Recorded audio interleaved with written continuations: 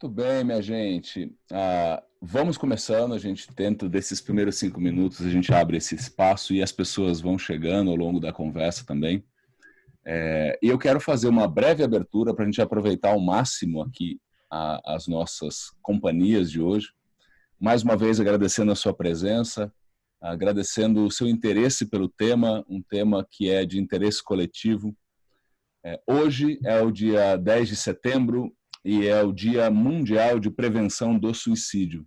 E pensamos nessa roda de conversa e eu quero aqui, desde já, agradecer a sugestão do Anderson Mendes, que está conosco aqui. O Canto Cidadão tinha essa ideia de, durante Setembro Amarelo, trazer um evento que endereçasse essa questão de uma forma adequada, tranquila, porque o tema ele pede essa lucidez da gente. E o Anderson fez uma sugestão que prontamente a gente aceitou, de receber aqui um casal, e eu vou apresentar essa turma boa aqui para a gente ter essa roda de conversa sobre apoio emocional e prevenção do suicídio. Então, como eu disse, hoje é o Dia Mundial de Prevenção, então a gente está reunindo 3 pessoas que atuam diretamente em iniciativas que foram criadas para compartilhar saberes sobre questões relacionadas à saúde mental, apoio emocional, a prevenção do suicídio e temas relacionados.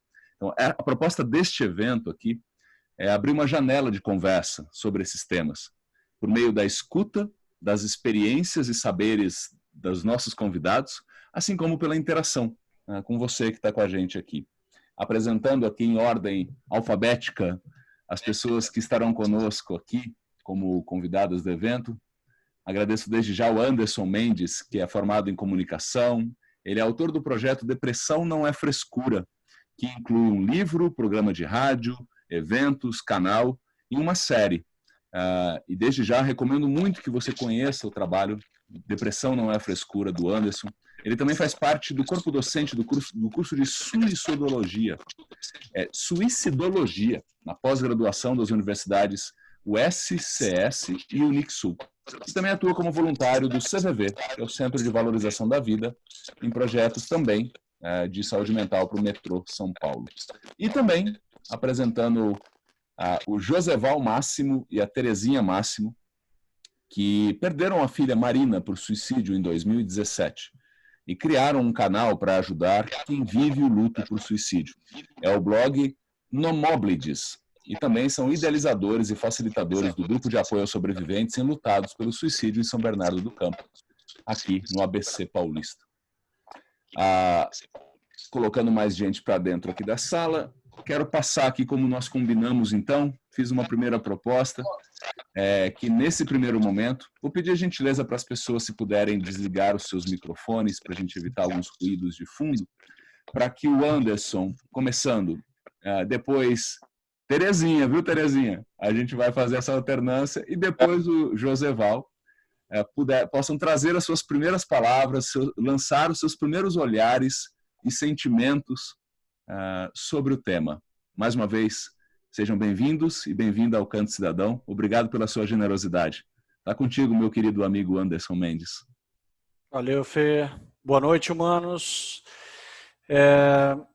Quando a gente fala, né, talvez a palavra mais difícil, talvez mais dolorida do nosso vocabulário, que é o suicídio, a partir do momento que a gente começa a compreender um pouco mais a respeito disso, e muitas vezes a gente acaba compreendendo justamente quando a gente vivencia isso, né, de uma forma direta ou indireta, porque quando existe um suicídio próximo da gente, é um tsunami muito grande para quem fica, e compreendendo talvez um pouquinho daquilo de quem foi vítima do suicídio. Então, quando a gente começa a falar sobre prevenção e pós-venção, esse casal, assim como o gigante Ivo também, que está aqui hoje com a gente, talvez tenham outras pessoas que também participam de forma ativa dentro desse universo para trazer mais clareza, para poder abordar esse assunto numa sociedade que tenta evitar ao máximo. Eu mesmo também, evidentemente, acho que também o casal, como acredito que todos vocês, antes da gente ser impactado né, com relação ao suicídio, talvez a gente também não falasse ou evitava ao máximo tratar desse assunto. Eu tive 2 casos de suicídio na família, né? E por conta de diversas situações de depressão comigo, com a minha mãe, com meu pai, com a minha irmã. A partir disso, quando eu comecei a restabelecer acesso ao meu lado saudável, eu vi que eu precisava, de alguma forma, voltar a acessar isso, e a partir disso as coisas começariam a tomar um novo rumo, sempre a respeito desse universo, né? E o transtorno mental, por exemplo, como a depressão, tem uma conexão direta, né? Uma conexão muito forte com casos de suicídio. Os números são alarmantes, só vem crescendo dentro da sociedade, então por isso é muito importante que a gente esteja de mãos dadas aqui. Hoje, né, mais uma vez agradecer o Felipe por abordar esse tema, convidar todos vocês aqui para participar dessa roda de conversa e que a gente possa abrir os nossos corações e falar tudo aquilo que a gente que eventualmente esteja preso dentro da gente, né? Eu conheci a Terezinha e o Joseval, assim como o Ivo também, num evento que é feito pelo CVV, um evento mensal. Até antes da Covid era um evento presencial, né, que trata, é um evento chamado GAS, Grupo de Apoio ao Sobrevivente de Suicídio, onde lá eles recebem tanto as pessoas enlutadas, que são amigos e familiares, né, vítimas do suicídio, assim como tentantes do suicídio também. Então, quando a gente começou a ficar mais próximo dessas pessoas, eu comecei a ter uma compreensão muito maior, estudar muito a respeito dessa história, para que a gente pudesse, hoje, abordar esse tema e abraçar todos vocês aí que eventualmente tenham interesse ou que estejam passando por um momento difícil, mas que é muito importante que a gente saiba, né, que os momentos difíceis também passam, e lançar, além da informação, esperança, para que juntos a gente possa sair juntos, construir uma sociedade mais próspera, mais acolhedora. E basicamente é isso. Então, queria passar agora a palavra para a super Terezinha Máximo.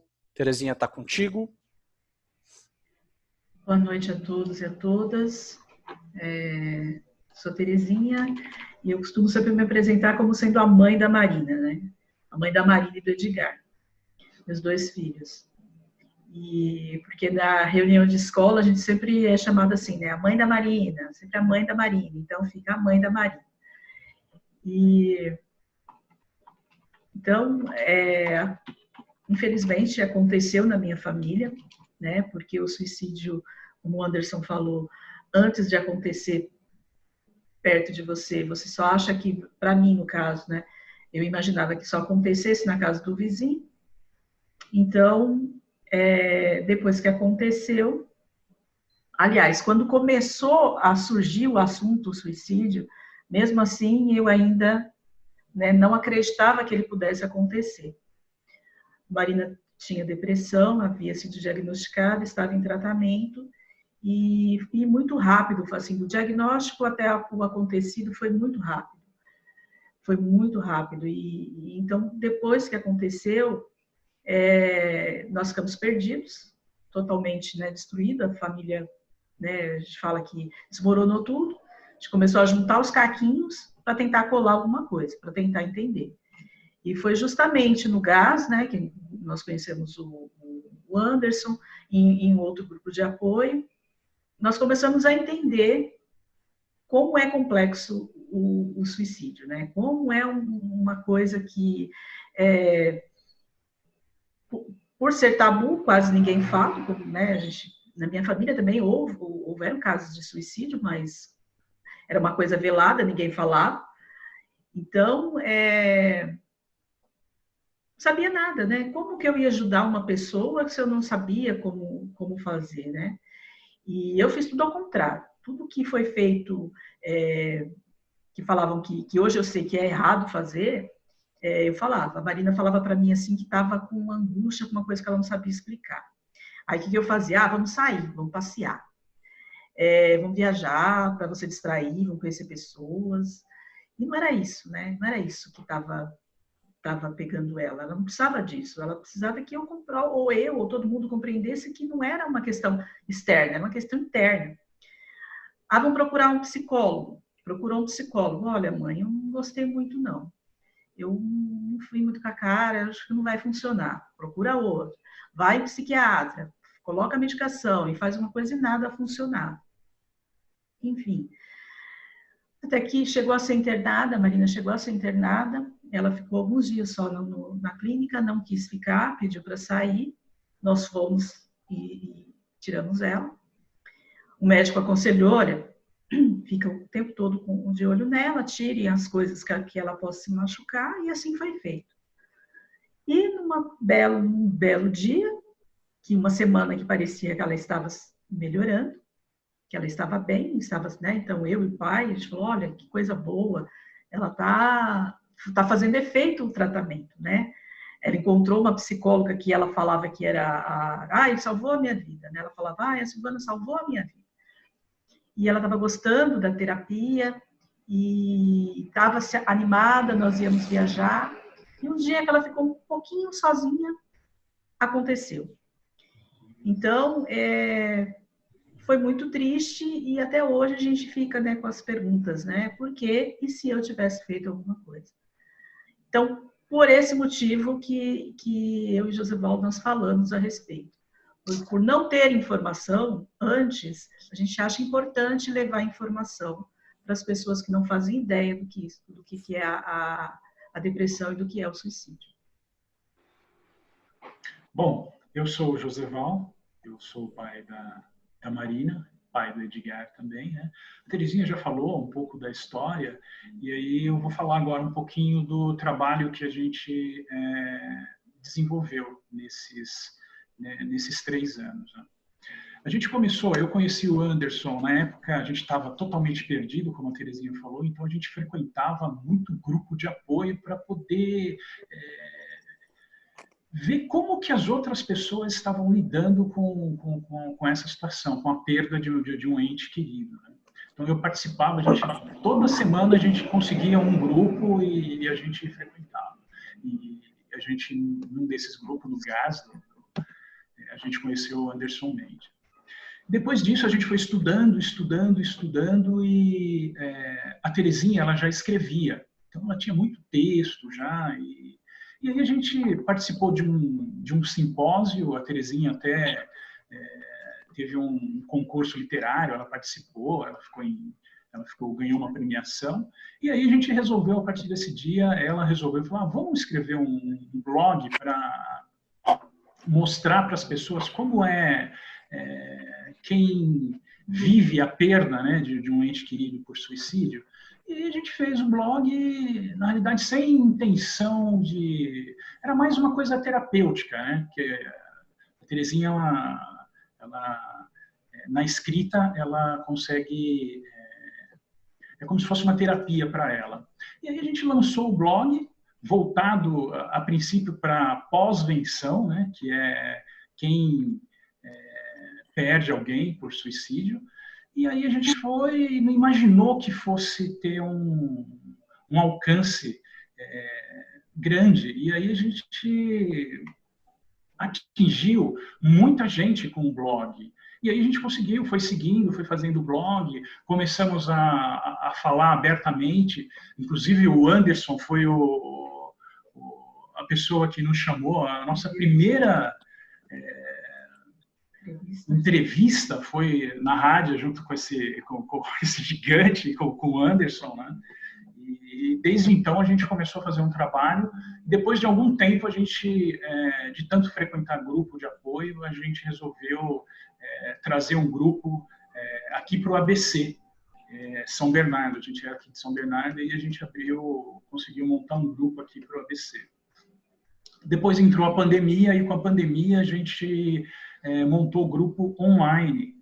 Então, assim, foi uma outra descoberta para a gente, porque, assim, não é em todos os locais que as pessoas têm acesso a grupo de apoio. E aí, quando a gente abriu o grupo online, a gente começou a observar que tem uma demanda nacional, assim, muito grande, né, de gente procurando apoio, que em certos locais não tem, né? E ontem mesmo foi a nossa reunião, a gente faz uma reunião mensal com esses grupos de apoio hoje online, e hoje a gente atinge com esses grupos aí o Brasil inteiro. Né? Então, esse é mais ou menos o trabalho que a gente desenvolve hoje. A gente ajuda as pessoas a entender que elas não estão sozinhas para enfrentar esse luto, que é um luto bem complicado, bem difícil. É isso. Muito bem, Anderson, Terezinha, Joseval, obrigado pelas suas primeiras palavras. Eu confesso que eu tenho uma certa verborragia com quase todos os temas. É difícil um tema me segurar, assim. E tem muitas testemunhas aqui que sabem que se não desliga a luz eu não paro de falar. Mas este tema em especial é um tema que eu me coloco num lugar de, puxa vida, que eu tenho a sabedoria de lembrar que eu tenho 2 ouvidos e só uma boca, porque é um tema tão sensível. E temos já perguntas aqui, viu, Terezinha, Joseval e Anderson, e eu quero incentivar as pessoas a que juntos e juntas a gente consiga oferecer boas provocações para os nossos convidados. E queria mesmo, como a gente busca sempre falar no Canto Cidadão, no Canto Educa, nos nossos treinamentos, que a gente consiga criar um espaço de confiança aqui. Porque às vezes você está com uma pergunta na ponta da língua e essa pergunta pode te trazer um auxílio. E a gente está com gente especialista aqui. Estão perguntando inicialmente se a gente pode repassar. Claro, que com certeza eu já posso responder sim, o blog da Terezinha, do Joseval. Vamos passar todas as informações, fiquem tranquilos. Assim como o site para encontrar o material do Anderson. Mas eu já quero colocar as pessoas aqui na conversa. Terezinha Joseval, a Thelma, que é voluntária, trabalha com palhaçaria hospitalar conosco lá em Jundiaí. A Thelma está perguntando que vocês, desejando boa noite, perguntando vocês com a Marina tiveram tratamento via SUS ou particular? Ela traz essa primeira pergunta localizada e aí a gente vai batendo bola a partir de então. Particular. Temos até uma história assim do tratamento antes, né, não o tratamento da depressão e o tratamento após a tentativa, porque a Marina ela não morreu de imediato. Ela ficou 20 dias hospitalizada. E esses 20 dias ela sofreu muito, e nós, inclusive. Né? Então, a gente tem uma dificuldade, assim... Tanto é que a minha escrita foi para elaborar o que nós passamos no hospital. Então, às vezes, tem algumas pessoas, né, meus conhecidos, que quando nós encontramos a Marina desmaiada, eu moro próximo a uma UBS. E o que nós fizemos foi pegar ela e levá-la até... Né, o José carregou ela no colo e colocou no carro e nós levamos na UBS. E de lá ela falou, olha, eu não sabia o que ela tinha feito, Para você ter uma ideia de como que é a cabeça da pessoa que a Marina falava, estava com depressão, falava em suicídio. Havia sido internada porque verbalizou que queria morrer. E quando eu encontrei ela caída, eu não pensei na tentativa de suicídio. Para você ver como que a gente fica cego com o tema. Né? É tão tabu que você fala, não, imagina, minha filha vai fazer um negócio desse. Então, nós levamos ela para o SUS. E lá eles falaram, olha, eu pensei que ela tinha feito uma coisa, não foi. Então, eu falei, olha, não foi isso que ela fez. Para onde vocês querem levar? Aí falaram, vamos levar para o plano de saúde. E teve que chamar o SAMU.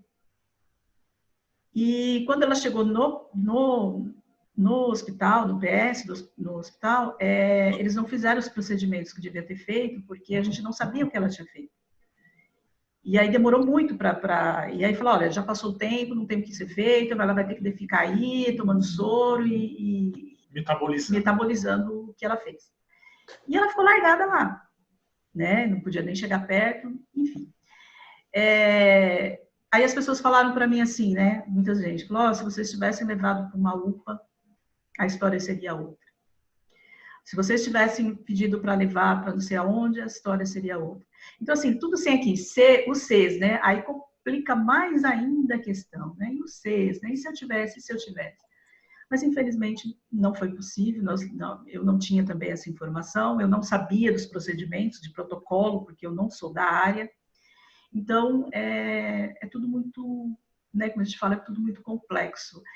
E por isso que eu falo, a intenção maior da minha escrita foi para elaborar o que aconteceu, né, a morte dela, e uma das formas foi também levar para o pessoal da saúde que suicídio, né, e a depressão, né, nem é o suicídio, mas a depressão, quem tenta suicídio, ele está adoecido, ele está doente.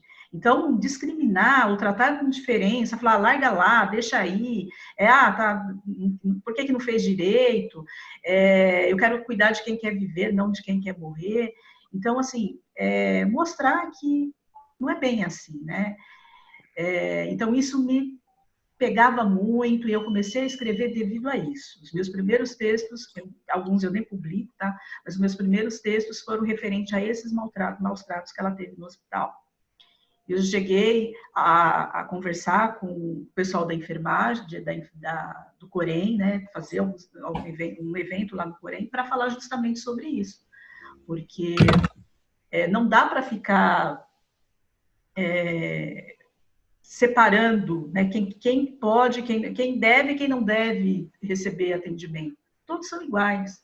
A partir do momento que você adentra um hospital, é indiferente a forma de que você está doente, né? Então, eu sempre costumo dizer, e a gente aprende a falar, infelizmente, depressão não sai em exame para você ficar mostrando para as pessoas, olha, aqui está escrito depressão, deu depressão.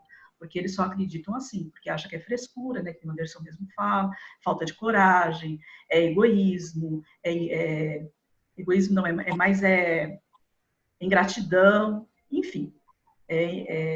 A Marina, de todas as formas que a gente pôde ajudá-la, nas condições que a gente tinha, nós tentamos ajudar, mas infelizmente não foi suficiente. Eu só queria complementar um detalhe. Uma das nossas bandeiras tentar levar para o pessoal de saúde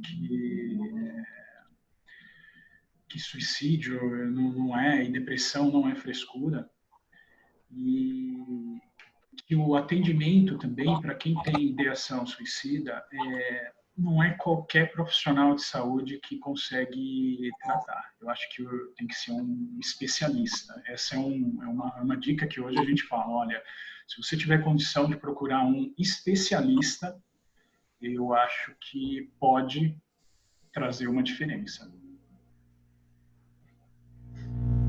Muito bem, pessoal. Temos uma série de perguntas aqui já, e eu vou buscando organizar aqui a fala. O que vocês trouxeram a questão da depressão e dos outros acometimentos de saúde mental.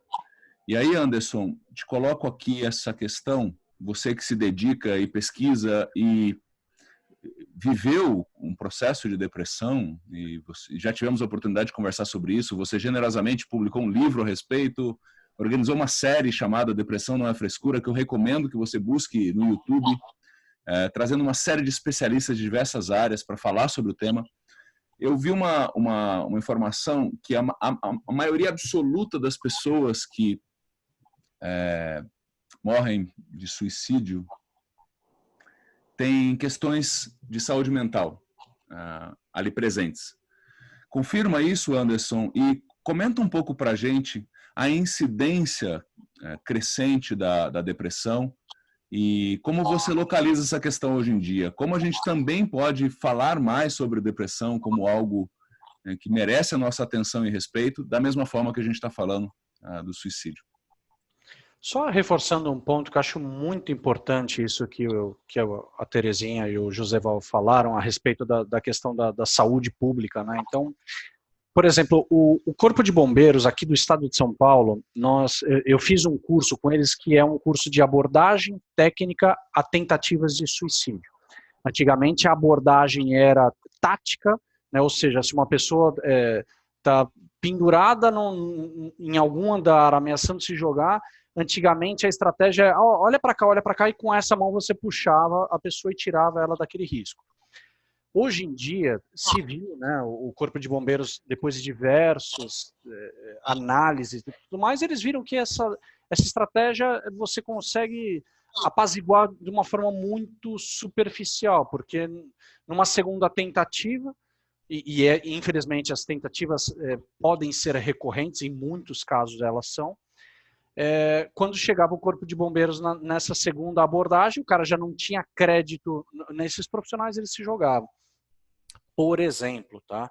Então, esse curso de abordagem técnica a tentativas de suicídio é uma abordagem totalmente diferente, uma abordagem humana, onde se ouve muito, né, fazer com que a pessoa possa desabafar, até fazendo um merchan do CVV, do Centro de Valorização à Vida, que nós conhecemos, que presta apoio emocional através do número 188, atendimento gratuito para todo o Brasil. Falar é a melhor solução. Então, quando a gente desabafa, sai muita pressão de dentro dessa panela de pressão que existe na gente, então é muito importante. E aí, imagina-se que esse profissional do Corpo de Bombeiros fica lá 2 horas conversando, ouvindo, 4 horas, 6 horas, às vezes 24 horas, com uma atenção, com uma dedicação absurda à vida.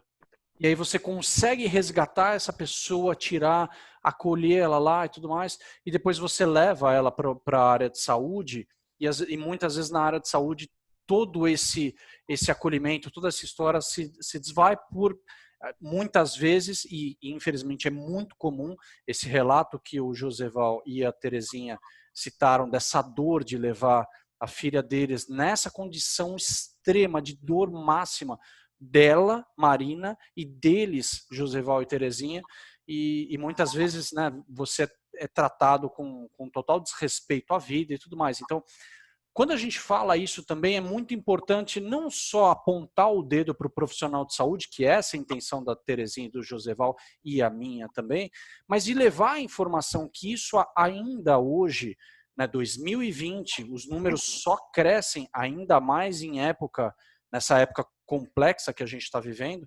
Então, é muito importante que as pessoas de saúde tenham mais, né, atenção e zelo, principalmente para uma situação como essa, e é muito importante que a gente tenha esses especialistas para poder fazer essa abordagem de uma forma muito mais assertiva, tanto para o tentante quanto para a família que entra em situação de colapso total.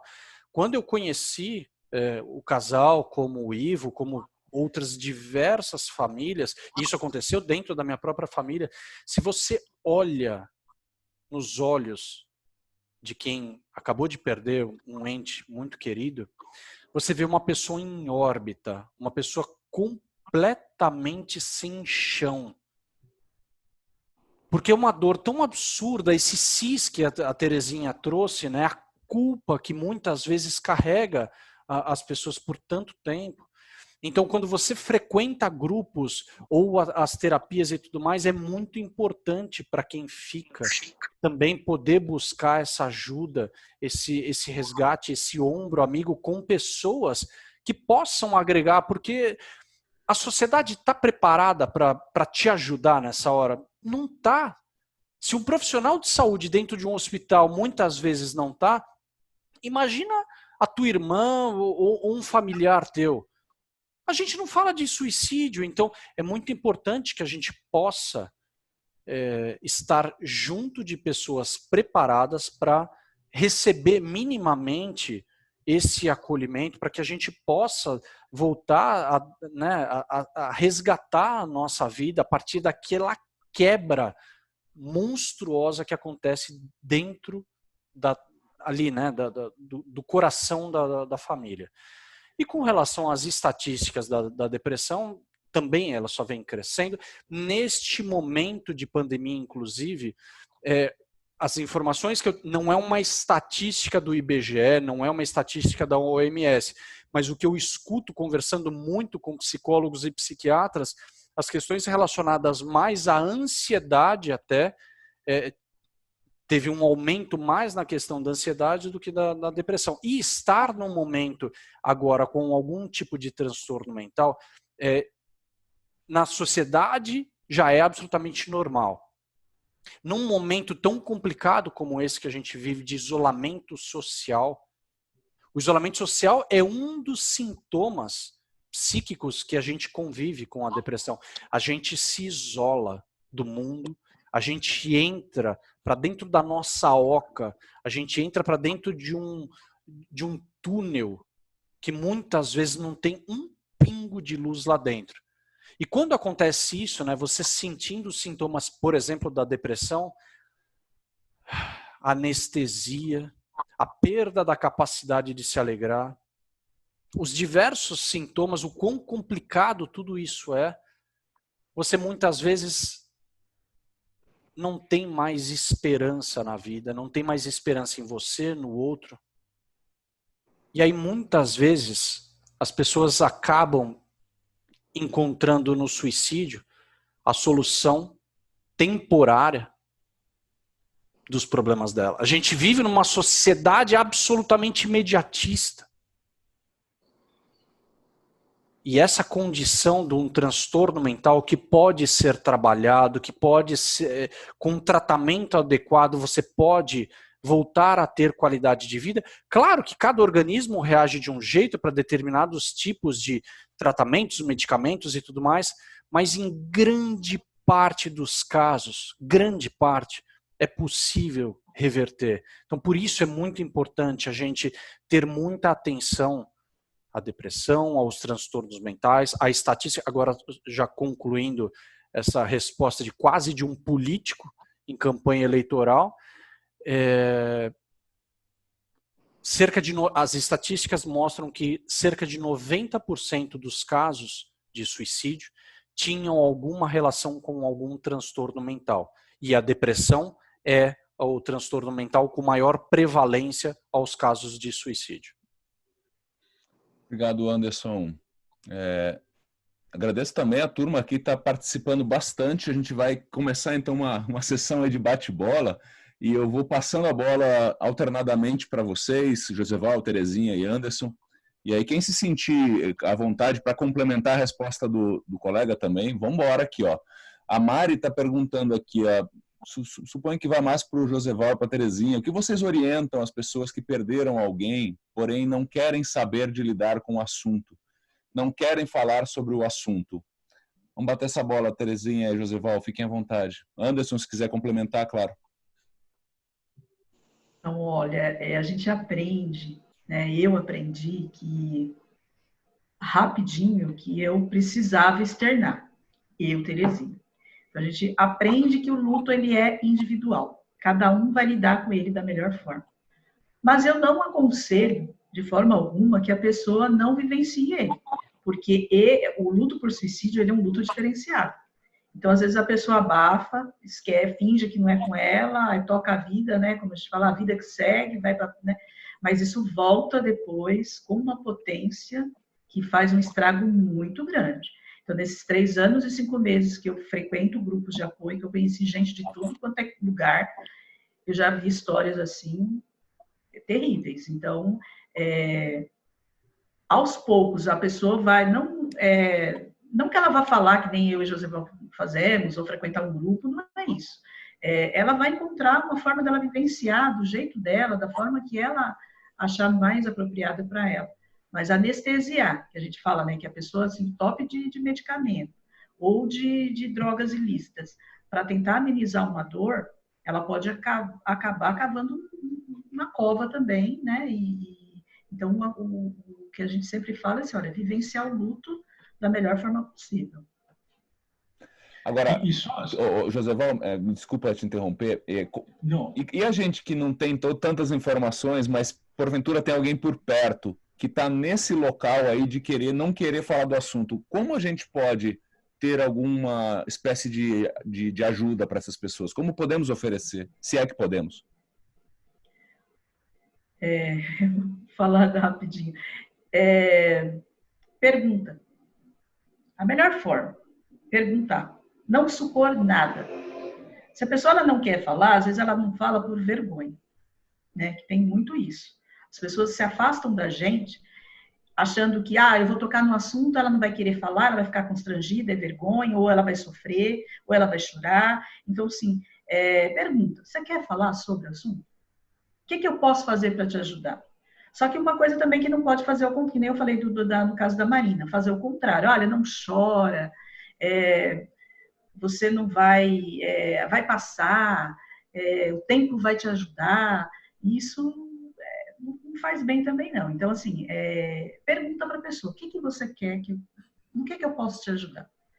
Se ela se negar, insistir que não, aí não tem jeito, né? Mas, aos poucos, né, vai tentando quebrar o gelo, uma hora ela se abre. Pelo menos com a gente, as pessoas que conviveram com a gente, foi dessa forma. Não, eu ia falar justamente algo parecido com isso. Eu queria complementar que, assim, nós frequentamos muito grupo e temos um grupo. Mas a gente sabe que o grupo não é para todo mundo, né? Hoje, assim, a gente tem uma informação no nosso site lá que estima-se que de 5 a 10 pessoas são impactadas por um suicídio. Então, assim, teria que ter uma quantidade muito grande de grupo para atender se todos frequentassem grupo. Então, assim, cada um, às vezes, acha uma forma de lidar com isso, né? Então, eu acho que o grupo ele ajuda bastante, mas não ajuda todo mundo. Bom, só um ponto rápido, Fê. Fica à vontade. Tanto você quanto eu, a gente estuda muito com relação à comunicação, e você trouxe um ponto muito importante que nós, muitas vezes, você especialmente a respeito desse assunto, você gostaria de dar mais atenção à sua própria natureza de ter 2 orelhas e uma boca. Ou seja, para a pessoa que presta, né, essa condição, essa pergunta que a Terezinha fez, como eu posso te ajudar e tudo mais, eu também não tinha, eu sempre pensei ser um bom ouvinte. Depois que eu fiz os cursos do CVV, inclusive fiz ao lado do Ivo, que está hoje aqui com a gente, eu vi que eu não era um bom ouvinte. E ser um bom ouvinte é estar absolutamente disponível para a pessoa. Não é simplesmente ficar quieto. E aí a pessoa fala uma coisa, né, a escuta ativa, em termos do exercício, do estudo da comunicação, é totalmente diferente de você fazer uma cara de alface, fazer o aham e tudo mais, só que você não está ouvindo nada do que a pessoa está falando. Ou muitas vezes a pessoa te fala alguma palavra que te aciona um gatilho e você já interrompe ela.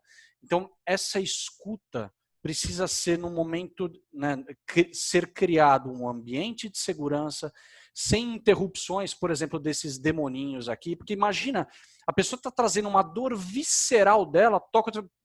Pera só um pouquinho, eu vou atender aqui. Oi!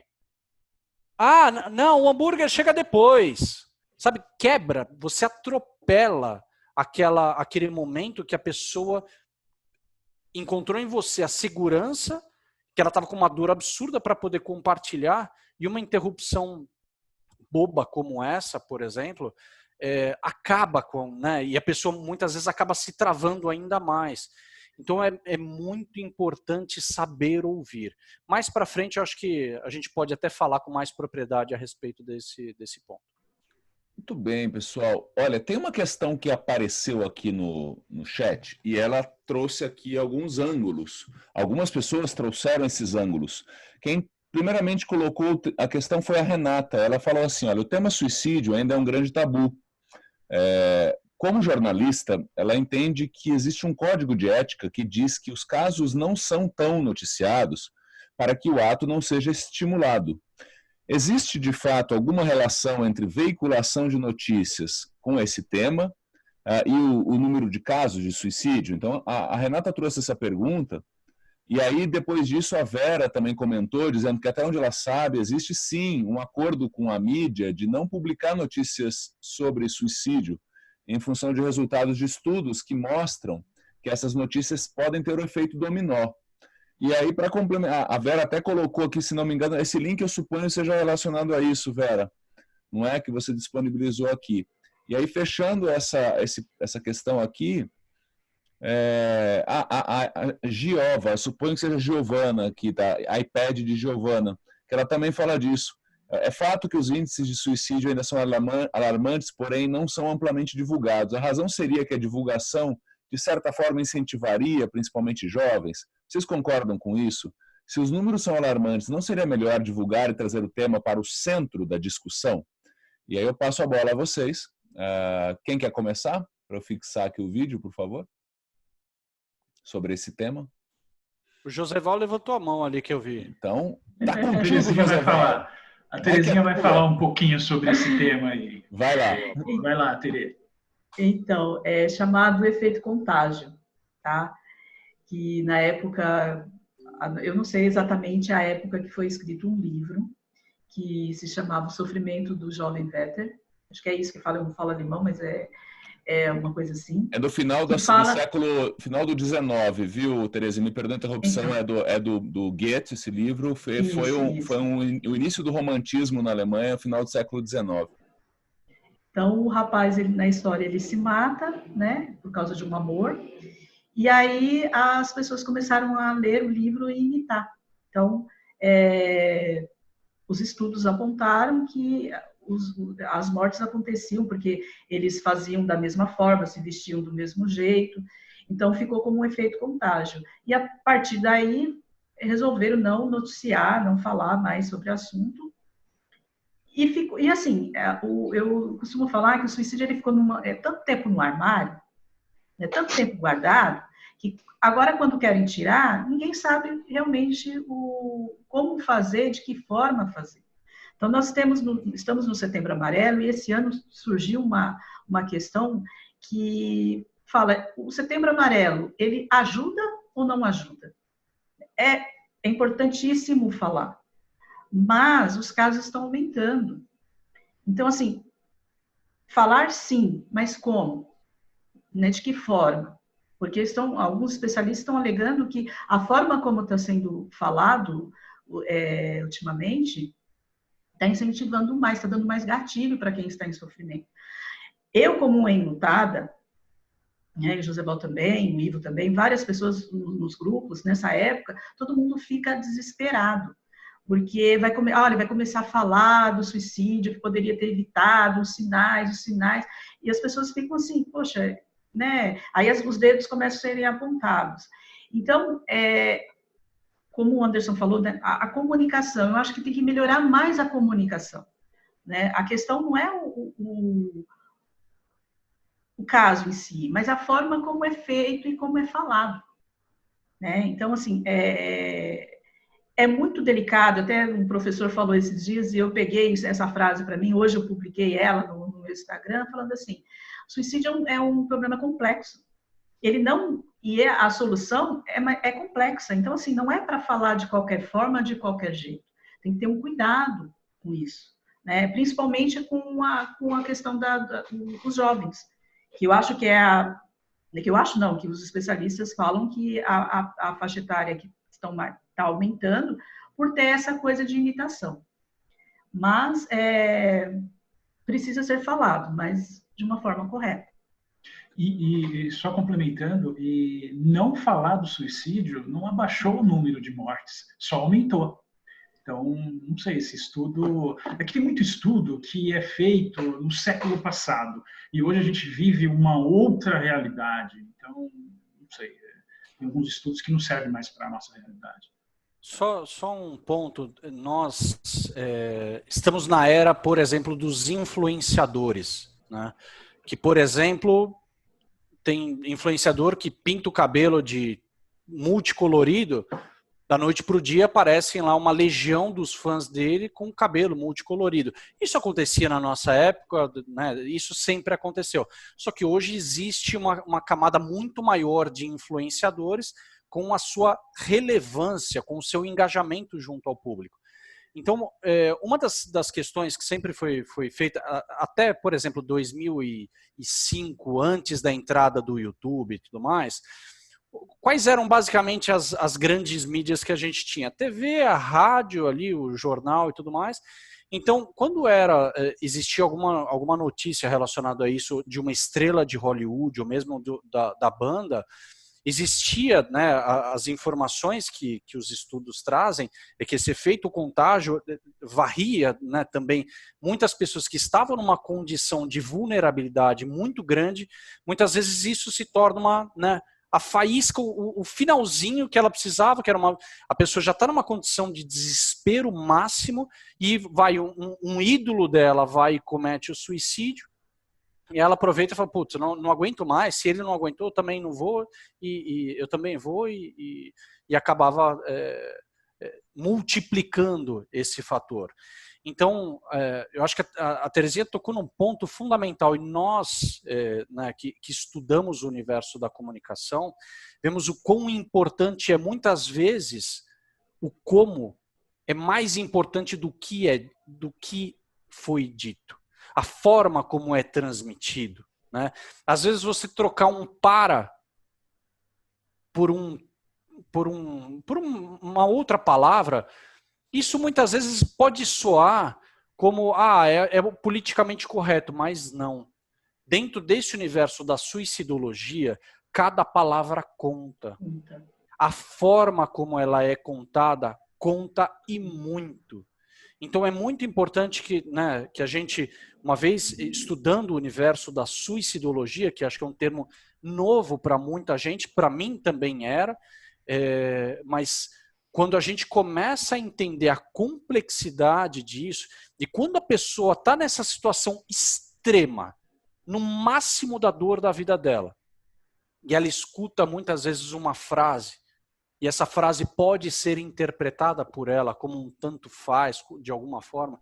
Então, quando eu construí o livro, quando eu construí a série, eu tive muito... Posso ter errado, claro, mas eu tive muita atenção em cada vírgula, de como foi dito cada coisa, para que uma pessoa numa condição dessa não piorasse através disso. Então, eu acredito muito na potência das palavras e na potência como elas são entregues. Obrigado, pessoal. Colocando uma questão aqui para a gente refletir a respeito da mobilização das melhores palavras, como o Anderson estava lembrando, para que uma comunicação seja feita assim, como a Terezinha e o Joseval trazem, mas com os devidos cuidados. E você falou de influenciadores. A Terezinha lembrou do livro do Goethe, que inclusive eu falei século XIX, final do século XVIII, 1770 e alguma coisa. Foi um rebuliço mesmo, né? Isso é muito conhecido na área da literatura, causou realmente um efeito contágio, né? Vocês devem se lembrar que recentemente, agora no final do ano, se não me engano, o Whindersson Nunes, eu não sei se ele ainda mas eu acho que ele, junto com o Felipe Neto, são os dois maiores em quantidade de seguidores no Twitter. Ele veio a público e contou a sua história. Eu creio que essa coisa que a gente chama de storytelling, ou seja, colocar personagens e personagens que dialogam com uma quantidade. O Whindersson Nunes tem mais de 30 milhões de seguidores, o Felipe Neto 30 milhões, o outro 20 milhões, coisas do gênero. São cidades e cidades inteiras que acompanhariam ali pela quantidade. Me parece que é um caminho potente, e não só no Brasil. Me parece que é um caminho de trazer a conversa pela boca de alguém que você respeita, que você admira e que compartilha a sua vulnerabilidade também. E aquilo torna o assunto menos vergonhoso para essa pessoa que talvez tenha vergonha de contar o que está sofrendo. Vocês veem por aí também, e gostaria que a resposta se pudesse ser sintética, porque a gente tem um montão de boas perguntas aqui. Seria um bom caminho? E vocês acham que já é suficiente a quantidade de influenciadoras e influenciadores que estão participando? Por exemplo, no Setembro Amarelo, eu não estou vendo muita movimentação desses grandes influenciadores. Rapidinho, porque peraí, Terezinha, porque eu errei aqui. Por exemplo, eu recebi um vídeo de 2 menininhas lindas falando a respeito do Setembro Amarelo, a respeito do suicídio e tudo mais. E eu tomei uma vaia gigantesca e com toda a razão. Estava absolutamente errado. Depois eu vi, inclusive, a própria correção da Terezinha feito, explicando por quê, lá o grupo do Corpo de Bombeiros, o pessoal do CVV.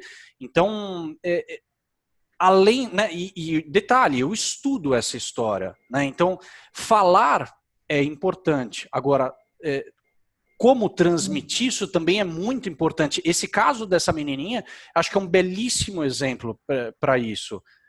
Terezinha, por favor. Quem explicou foi o psicólogo Thiago Bloss, tá? Eu só compartilhei. Mas a situação do falar de como e por quem também, né? Eu falo por mim, tá? Não sou influenciadora, mas assim, quando eu comecei a falar do suicídio, quando eu falei que a Marina tinha se matado, o que eu recebi de mensagem das pessoas falando, eu também tentei, fulano de tal também foi. Então, assim, quando alguém toma a iniciativa de falar, outras pessoas, nem que seja assim abertamente, mas elas têm uma história para contar e elas precisam ter uma pessoa, que nem o Anderson falou, que esteja disposta a ouvir. Então, é um caso mais comum do que a gente imagina. Está muito escondido. Então, assim, as pessoas não falam, mas acontece todo dia, praticamente todos os dias. Então, é preciso realmente falar, mas como? Aí que tá que tem que estudar muito, porque, como nós falamos, mudou muita coisa, né? Foi muito rápido a evolução, assim, a comunicação mudou, né? Então, assim, você fala por meme hoje, por um desenho, por um filminho de 10 segundos você conta uma história. Então, como que vai chegar nessa pessoa e passar uma mensagem para que ela aceite aquilo como uma coisa boa, não como uma coisa que vai destruí-la? É complicado, né? Então, a gente tem que estudar um pouco mais. E nesse sentido, Terezinha, me perdoa te interromper, quando você fala dessa ideia da comunicação que alcança um determinado perfil, né? Quando a gente olha as estatísticas, e eu separei essa informação aqui da Organização Mundial de Saúde, essa é uma informação de 2019, de setembro de 19, o suicídio ali naquele momento era a segunda causa de morte entre jovens de 15 a 24 anos. Então, a segunda causa de morte entre jovens de 15 a 24 anos. Perceba que esse é um público que tem uma incidência muito grande, então, e eles têm uma forma muito específica de comunicação. Então, às vezes, a conversa do jornalismo, a conversa que é séria e que é correta, que tem precisão, carece muitas vezes dessa tradução que a Terezinha estava falando aqui, do meme, do vídeo, do influencer digital, né? Então, porque tem uma incidência enorme nesse grupo. E quando você falou das pessoas que morrem a todo instante, pela OMS, uma pessoa tira a própria vida a cada 4 segundos no mundo. A cada 4 segundos. Então, a gente fala assim, né? A música é uma forma de comunicação, né? E as pessoas não... Aí falam assim, não deu sinais. A gente fala dos sinais. Olha, não deu sinal. Pô, postou uma música lá. Tem aquele... Um DJ que faleceu, eu não lembro também que ano que foi. A Vinci, um negócio assim. As músicas do cara tinham uma batida de dança e tal, mas as músicas dele eram tristes demais, você entender a letra. Então, assim... as pessoas dançando na tristeza da pessoa, sabe? Algumas coisas assim que eu fico falando. Então, assim, comunicação não é só você chegar, sentar na frente da pessoa e começar a falar. Tem outras... Então, como que eu vou atingir esse jovem? Por uma música, por uma peça, alguma coisa. Então, assim, uma campanha diferenciada, porque a gente está muito acostumado em dar aula, né? Ficar só... eu sou licenciada em Ciências Sociais, então eu dei aula de Sociologia um tempo aí, em estágio. E eu percebi isso, que assim, os adolescentes, eles não querem mais ficar parados, sentados, escutando você falar.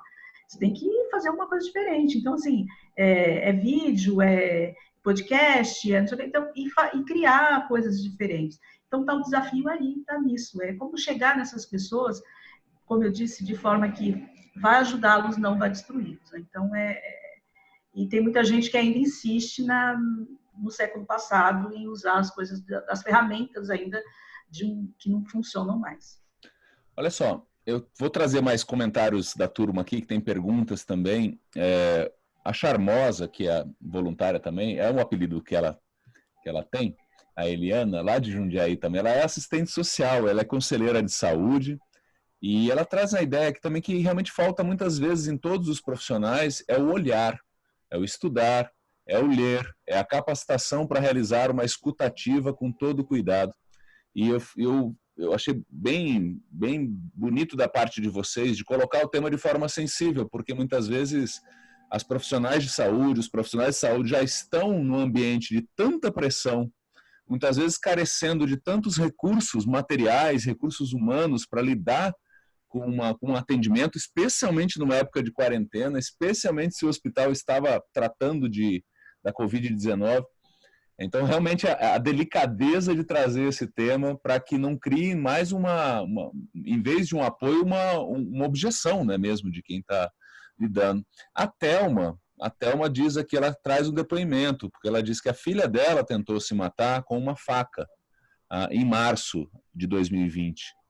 Ela se trata há 2 anos no CAPS de Jundiaí, porém, depois da tentativa, não consegue fazer o seu tratamento direito.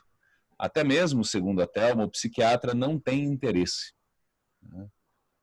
E a Thelma complementou aqui, falou que a família dela ficou desestruturada quase por completo, e ela conclui aqui dizendo como fazer quando uma paciente suicida, ela diz, continua se automutilando.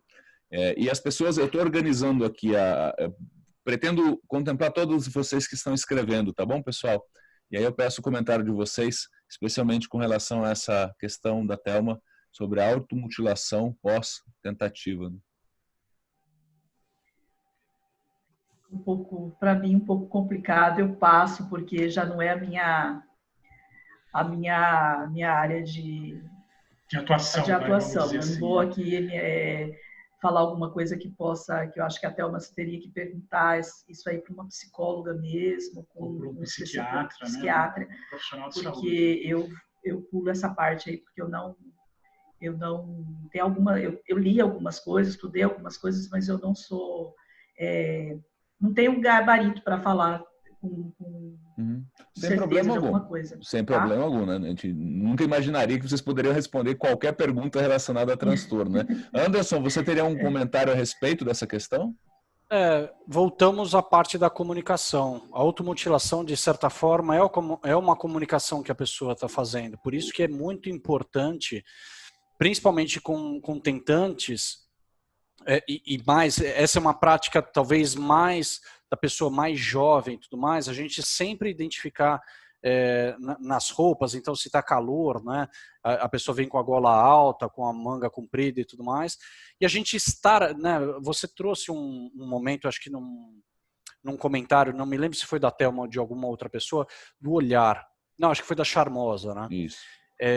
O quão importante é o olhar, e o olhar sem o julgamento, o olhar para uma pessoa, quando as pessoas elas estão numa situação crítica, né, com muita dor, você repara, o olhar é aquela história, né, o olhar são as portas da alma e tudo mais, a gente vê um olhar perdido. É claro que tem pessoas que conseguem nos manipular e transmitir uma imagem eventualmente positiva, eu mesmo fazia isso com relação à depressão, mas por dentro eu estava num sofrimento.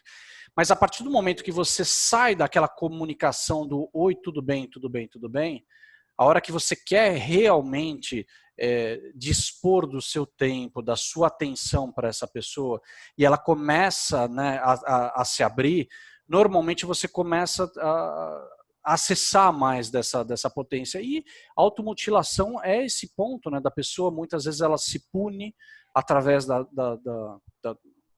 faca, do que quer que seja, ou mesmo ela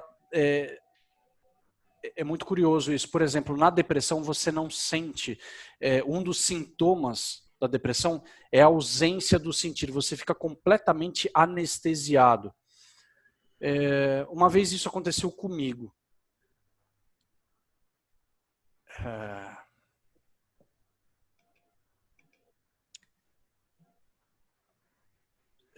Respira aí, meu irmão. Ou seja, você precisava sentir alguma coisa no teu corpo, e nesse caso tinha que ser uma história mais física mesmo, para você conseguir sentir alguma coisa. Então, por isso é muito, mas muito importante a gente buscar ajuda especializada. A parte química que os psiquiatras nos ajudam para equilibrar toda essa questão, a parte psicológica, né? Então tá doendo, existe uma dor emocional, um sofrimento, ou alguma coisa que tá lá te remoendo, te batendo muito. Então a gente precisa externar isso, né? Porque evidente que esse profissional não vai fazer um milagre. Essa parte da terapia é muito doída. Muitas vezes eu entrava com uma dor, saía com 2 dores de lá. Porque é um enfrentamento, não tem como anestesiar o enfrentamento de você com o teu espelho, com as tuas dores. Então, é muito importante a gente fazer isso e começar a lidar, a tratar com tudo isso. Então, a automutilação tem esses fatores, sabe, de comunicar, às vezes de você sentir, muitas vezes de se punir por estar sentindo tudo aquilo ou deixando de sentir. Então, essa pessoa precisa de ajuda. Beleza, cara. Obrigado. Tem questões aqui aparecendo. Tem uma questão relacionada ao gênero. Eu digo relação homem e mulher. Quem trouxe a questão aqui foi vou chegar aqui a Letícia. Chegar certinho no comentário dela. Ela disse que ela ouviu dizer que entre homens e mulheres, a mulher é maioria na tentativa, segundo a informação que ela tem, mas os homens acabam tendo uma maior quantidade pela eficácia. Ela coloca entre aspas, por escolherem atos mais violentos. E ela pergunta se isso procede e se haveria alguma razão específica. E aí eu complemento a questão dizendo, é diferente a abordagem dos familiares de um homem que está numa situação que pode levar ao suicídio e de uma mulher? A abordagem deve ser diferente? Vocês poderiam comentar algo a respeito? Com relação a isso que ela falou das tentativas e eficácia, é verdade, né? Porque quem fala, né? A mulher ela se envenena, né? Então tem a possibilidade de ter um atendimento e salvar, né? Então vou falar da Marina, né? Minha filha ela tentou. Depois que aconteceu, nós ficamos sabendo. Ela tentou, ela pesquisou a melhor forma. Ela pesquisou um jeito que não tivesse volta, né? E menos dolorido. Menos dolorido. Porque a mulher, né, eu falo sempre, eu não acreditava que a Marina podia fazer isso porque ela tinha medo de injeção. A Marina tinha medo de colocar brinco. Queria usar piercing, mas tinha medo de furar. Então eu falei, não imagina que ela vai fazer alguma coisa contra ela, né? Então, o medo de sentir alguma dor, alguma coisa assim, faz com que a mulher tente algumas coisas que possam ser, né, menos doloridas.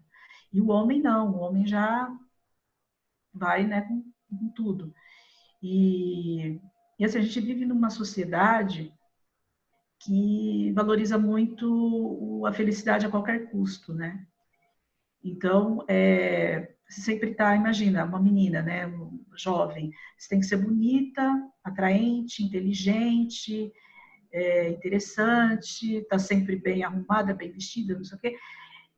Sabe, assim, tanta cobrança, não dá conta, né? As pessoas não dão conta de tudo que está acontecendo. Então, eu vejo, assim, o sofrimento das pessoas que chegam a mim, com o blog, chegam muitas meninas para conversar comigo, porque eu falo da Marina, olha, eu pareço muito com a Marina. Você descreve a Marina, eu me encaixo.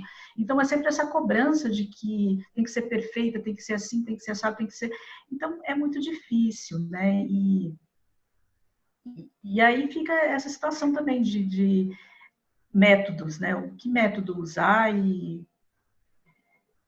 para ser eficaz. Infelizmente, tem essa questão também, né? E quanto a falar se é diferente ou não, eu tenho um filho mais velho. O Edgar tem depressão. Só que ele é totalmente diferente da Marina. Então, a gente aprende, né, que são filhos, mas cada um tem uma forma. Então, o que eu falava para a Marina não funciona com o Edgar. Então, ele tem um jeito próprio dele de ser. Então, assim, a forma como a gente fala, nós somos diretos com ele, né? Nós perguntamos, né? A terapeuta dele também pergunta, direto. Você, né, já pensou em fazer isso? E ele responde, não, né? De cara ele já fala que não. Então, cada um E com a Marina eu já tinha que fazer um rodeio, sabe? Para chegar e conversar, chegar nesse assunto. Agora com ele não, com ele já é direto. Então, resumindo assim, cada ser é único, então... Vai depender muito da relação, muito, né? Assim, o que a gente costuma falar muito né, nos grupos, assim, receita pronta. Não existe, né? Por mais que a gente leia, converse, né? As pessoas são diferentes. Então, o que funciona para mim, para o Joseval não funciona. Então, nós estamos juntos 24 horas, mas o que funciona para mim, para ele não funciona e vice-versa. Então, a gente vai trabalhando essa questão de que serve para mim, que não serve. Então, assim, a gente tem que descobrir. E a melhor forma que eu acho que para descobrir é a comunicação. Então, vamos conversar, vamos falar e quebrar tabu, né? E mesmo que tenha que ir por caminhos, rodeando, indo pelas beiradas ou ir direto, a gente tem que achar uma forma de quebrar esse gelo e se comunicar. Deixa eu fazer uma pergunta Me ocorre aqui uma pergunta, talvez o Joseval possa comentar, e o Anderson também, que me disse, há instantes, disse para a gente que muitos casos na família, né, de pessoas com depressão e de suicídio, e as pessoas que estão no entorno, quais cuidados as pessoas devem ter um pouco com elas, para que elas possam também ter essa fortaleza, essa disponibilidade? Faz sentido olhar para esse lado também, porque é difícil a gente dar o que a gente não tem por muito tempo. Como a gente pode se manter saudável para ajudar quem está precisando mais que a gente naquele momento?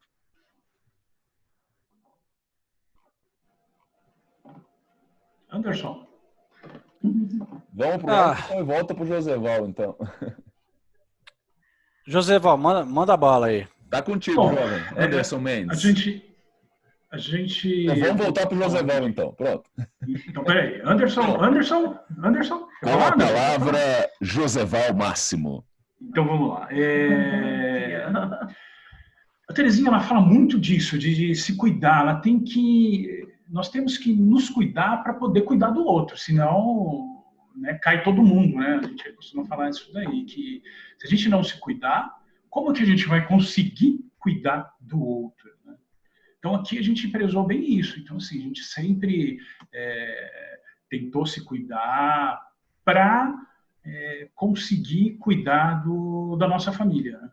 Então, resumindo, para mim, é isso daí, nessa resposta, bem objetiva. Cuidado, você tem alguma, não uma fórmula, Anderson, mas a sua experiência, quando você se tornou um cuidador, nos momentos de ser cuidador, onde você buscava a sua força para seguir ali oferecendo apoio, Anderson? Primeiro, fazendo terapia. Segundo, estudando nomes como Karina Okajima Fukumitsu, onde, além de ser uma grande referência no universo da suicidologia, é uma pessoa que faz por amor à causa.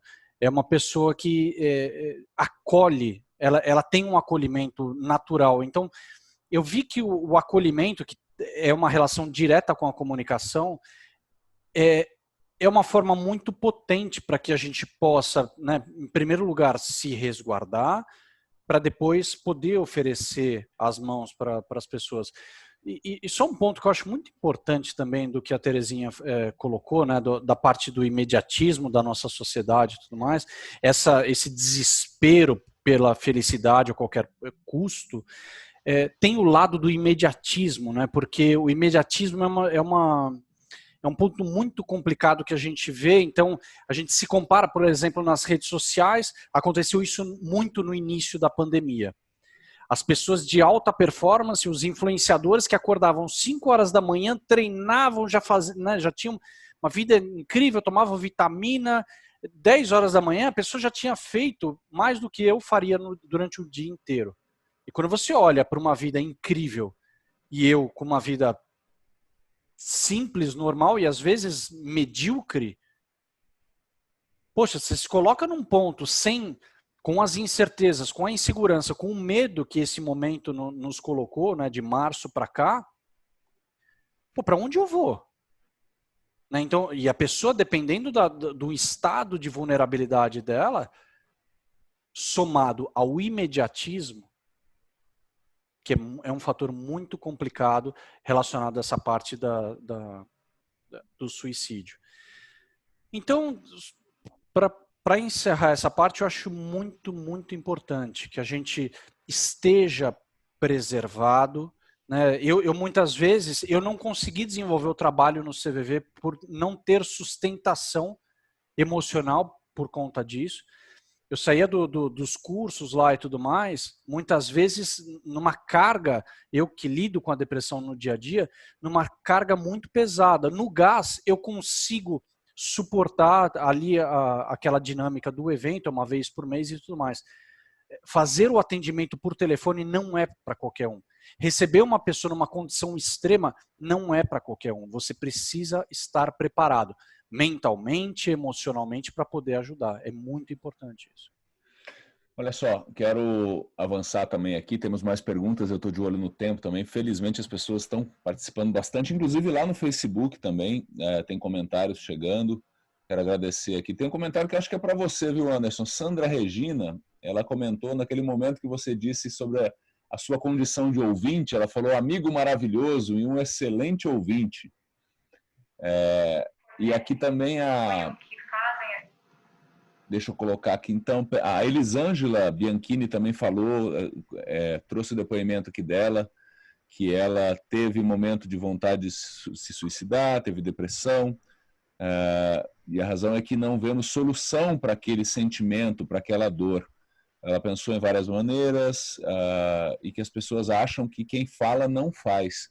Mas o desespero faz com que pense nisso mesmo. Então, trazem aqui, tem pessoas nos acompanhando no Facebook também. Comentários aqui voltando para o Zoom. A Andréa Pereira diz que o preconceito é grande em nossa sociedade. Ela acredita que os mecanismos que encontramos vêm produzindo cada vez mais o que chamamos de doentes mentais. E nesse sentido que vocês falavam também desse ideário de vida perfeita, de estar tudo certo nas redes sociais, há comentários aqui sobre isso também. O Reinaldo trouxe esse comentário e ele traz uma questão sobre isso. Eu vou indo e voltando aqui no chat para conectar os assuntos. Ele pergunta será que estamos exigindo muito dos nossos jovens, dos nossos filhos e filhas, ou estamos deixando eles fazerem tudo sem limite?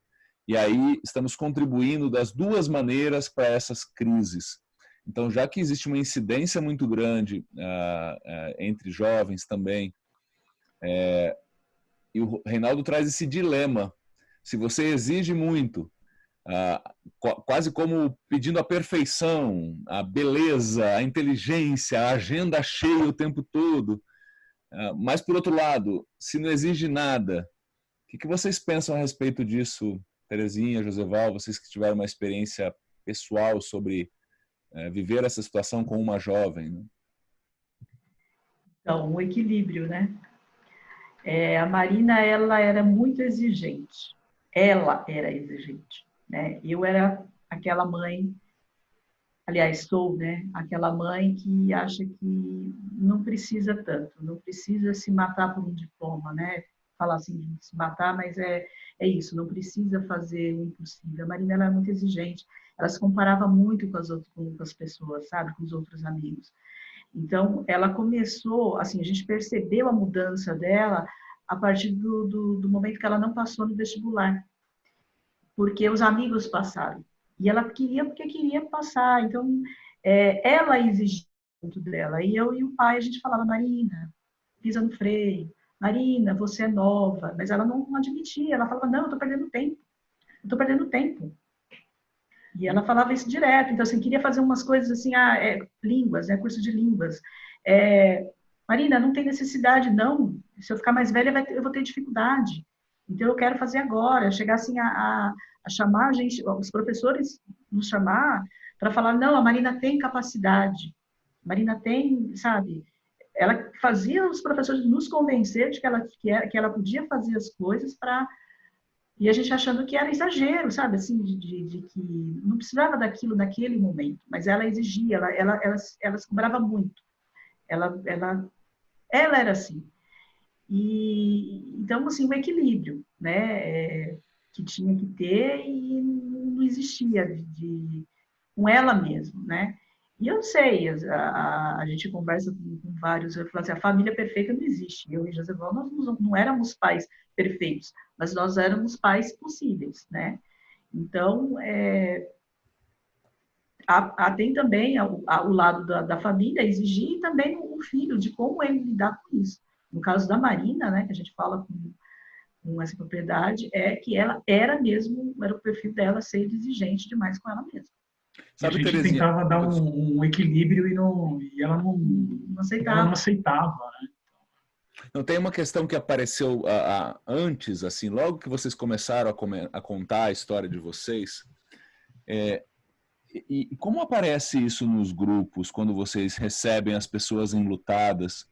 E eu suponho que possa ter muita culpa no pai, na mãe, ou na pessoa cuidadora, seja um familiar. Aquela coisa, o que será que eu deveria ter feito diferente? Existem momentos que não importa o que você fizesse, talvez não fosse suficiente, por ter características da pessoa que decidiu e fez o ato do suicídio. É um caminho de apaziguar também, não é um tô nem aí, mas a culpa pode corroer os familiares que ficaram, e isso é justo? Então, por isso que o que a gente fala que o suicídio, o luto por suicídio, ele é diferenciado, por causa mais pega é a culpa. A culpa corrói, assim. Então, as pessoas, elas vão, a princípio, elas já chegam lá destruídas, falando, foi como eu não vi, né? Primeiro, os sinais. Como eu não vi? Se a pessoa não apresentou sinais. Ou se deu sinais, que é no caso da Marina, que falava, como eu não impedi? Como eu não a convenci de que tinha jeito, né? Que como o Anderson fala, da Karina, que a Karina fala, se tem vida, tem jeito.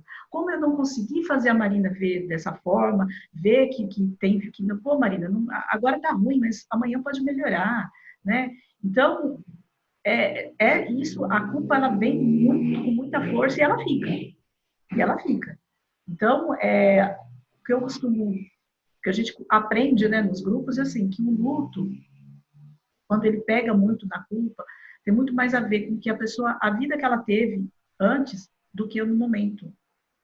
Então, cada pessoa vai ter sua história, onde a culpa vai pegar mais. Então, tem que trabalhar aquela coisa da culpa. Não, foi por isso. Então, você vai ter que trabalhar isso, né? Algumas pessoas aceitam, outras não.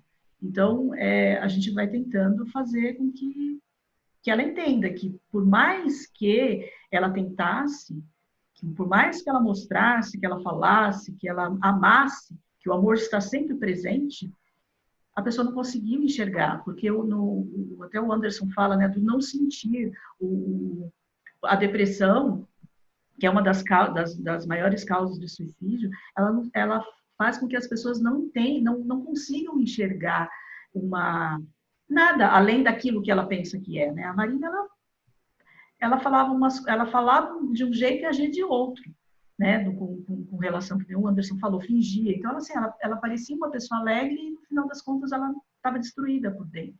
E por mais que nós tentássemos mostrar isso para ela, ela não conseguia, não só nós, a família, mas os amigos, ela não conseguia enxergar esse ponto. Então, quando acontece o suicídio, a família chega para a gente, principalmente as mães, né? Já tem mais casos de mãe do que pais, de primeiro porque não viu, e se viu porque não impediu. Né? Então, é complexo. Por isso que eu falo que é uma coisa... O suicídio é um tema muito complexo. Complexo para quem está sofrendo e complexo para quem perdeu. Porque não é uma questão simples, né? De você falar, olha, é assim que vai... Daqui para frente você vai viver assim, né? É assim para sempre. Dói, realmente dói. Mas a gente, com o trabalho, com a ajuda, a gente vai conseguindo, com o tempo, ir juntando os caquinhos e reconstruindo a vida. Essa frase... Oi, Anderson, desculpa, só fica à vontade. Ponto, Fê, das frases lá da Karina Okajima Fukumitsu, né, uma frase que ela utiliza que eu acho muito pertinente para esse tema, que é: quem está longe julga, quem está perto compreende. Isso é uma frase que, para mim, é um resumo do acolhimento, né? Então, quando acontece o suicídio, inclusive os próprios familiares, amigos, a própria sociedade, muitas vezes, acaba julgando, apontando o dedo, virando as costas, né? Às vezes de uma forma eventualmente agressiva, às vezes por não saber o que falar, acaba, né, excluindo os pais, por exemplo, né, os familiares mais próximos ali dessa situação. Então, e isso machuca também muito, né?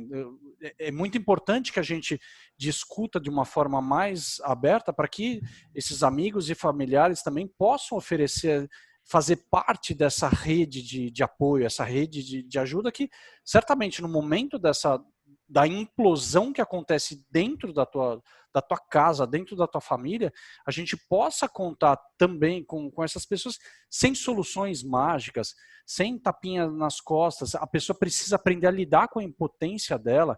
Isso foi uma das lições mais difíceis que eu tive nos cursos lá do CVV, de você ouvir uma pessoa, muitas vezes é a última ligação da vida dela, só que você está totalmente impotente frente a essa situação. Né? Só que mesmo impotente, mesmo não podendo fazer nada, eu estou aqui com você. Eu estou aqui do teu lado. Então, estar disponível é muito importante dentro desse contexto. Muito bem, gente. Olha só, temos comentários aqui também. Eu queria trazer um outro ponto, e a gente daqui a pouco vai encaminhando, né, para o encerramento, mais uns minutos, mas tem um tema que apareceu aqui, a Elisângela lá no Facebook, e aí depois eu vou ler outros comentários importantes aqui também. Ela disse que a medicação foi fundamental para ela. A medicação foi fundamental. Eu sei que o Anderson também aborda muito isso no trabalho do Depressão Não é Frescura, essa qualificação dessas mensagens sobre a medicação, porque muitas vezes a gente escuta, o pessoal toma remédio por nada, estão banalizando o consumo de remédio. Aí tem gente que fala, não, é verdade, no entanto, há casos em que a medicação é fundamental. Então, Anderson, segura aí que queria que você comentasse a entrada da medicação, a saída da medicação, quanto isso interfere para valer. E aí comentários aqui do pessoal que está sendo tão generoso, participando tanto aqui. Quero trazer aqui, o Conrado, quando a gente estava falando daquela questão do quanto interfere, contagia os assuntos relacionados ao suicídio, ele traz aqui a lembrança daquela série, aquela 13 razões, ou seja, 13 Reasons Why, né? Tá em inglês, né? Que são os 13 sintomas, não é? Que se fala os 13 sintomas principais, e aqui essa série foi a primeira vez. E o Conrado falou, foi a primeira vez que o fez pesquisar sobre o assunto e entender melhor. Mas ainda tenho minhas dúvidas sobre a forma que foi abordado o assunto. De alguma forma, então, o seriado chegou no Conrado, o sensibilizou a ponto dele ir estudar. A Andréia Bossana fala aqui, geralmente quem comete suicídio, o indivíduo faz todo o planejamento mental do passo a passo. Muitas vezes eles dão sinal e até comentam o que vão fazer, mas infelizmente ainda existem pessoas que não acreditam. Tem aquele bordão, né, que se falou que vai se matar, não vai. A Andréa, um pouco antes, ela comenta, ela faz atendimento em psicologia, ela fala que hoje 90% dos casos dela estão relacionados ou à depressão ou a transtornos relacionados a isso.